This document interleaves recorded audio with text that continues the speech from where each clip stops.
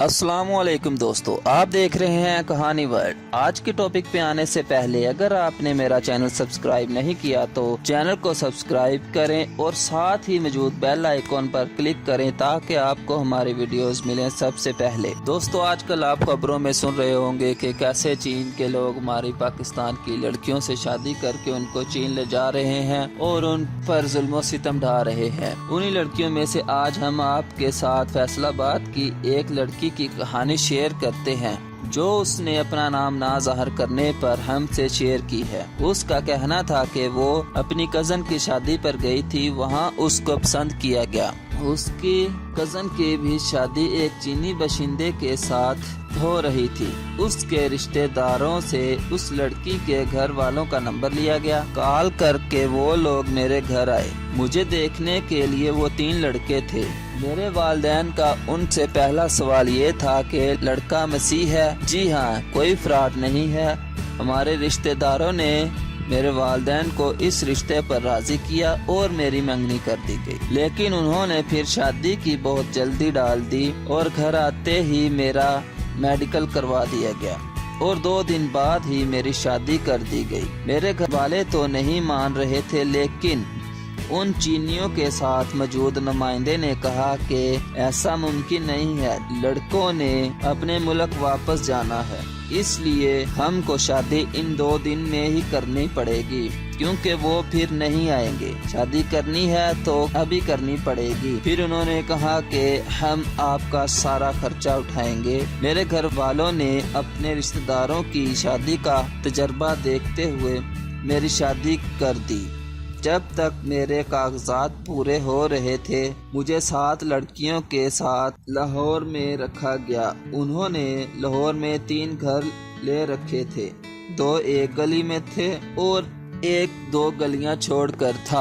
वहाँ चीनी ही चीनी थे। आखिरी शादी मेरी हुई थी, बाकी सब की मुझसे पहले हुई थी।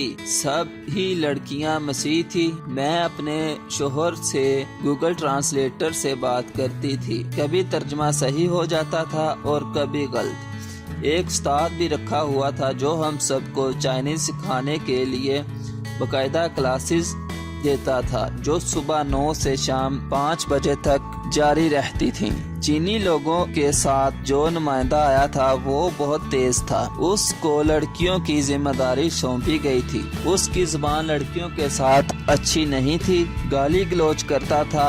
अगर किसी लड़की ने कहा कि मुझे घर बस जाना है तो वो बहुत गंदे गंदे इल्जाम लगाता, ब्लैकमेल करता। जिस लड़के से मेरी शादी हुई, मैं उससे सिर्फ 3 बार मिली थी। पहली बार जब वो मुझे देखने आया, दूसरी बार मेहंदी में और फिर निकाह के रोज मुलाकात हुई।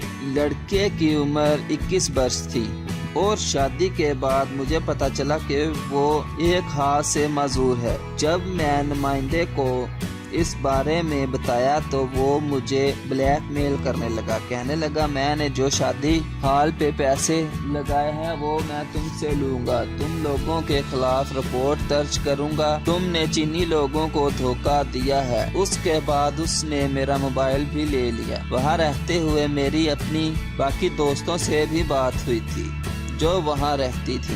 एक ने मुझे बताया कि यहाँ सादा चावल देते हैं और एक कमरे में बंद रखते हैं। शाम को शोहर अपने दोस्तों को घर लाता है और फिर उन दोस्तों को खुश करना होता है। मुझे समझ आ गई थी कि खुश करने से क्या मुराद है। मुझे घर नहीं जाने देते थे।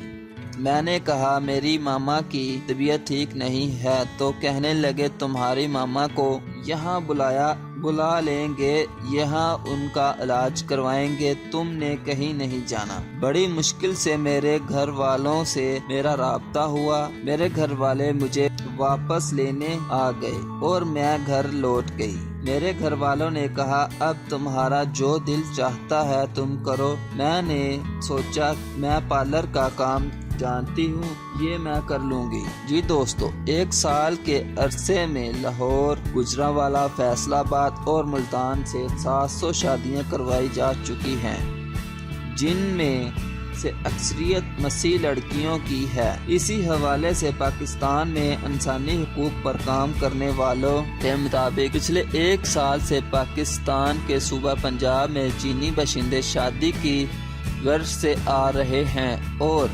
लड़कियों को शादी करके चीन ले जा रहे हैं, जिनका मकसद अज़दवाजी तल्लुकात कायम करना नहीं बल्कि बैनुल-अक़वामी सतह पर जिस्म फरोशी का एक ज़रिया है।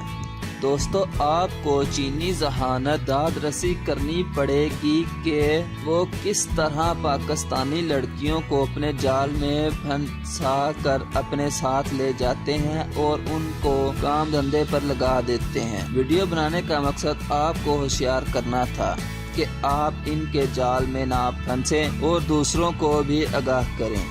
आज के लिए इतना ही। आपके कमेंट्स का इंतज़ार रहेगा। शुक्रिया।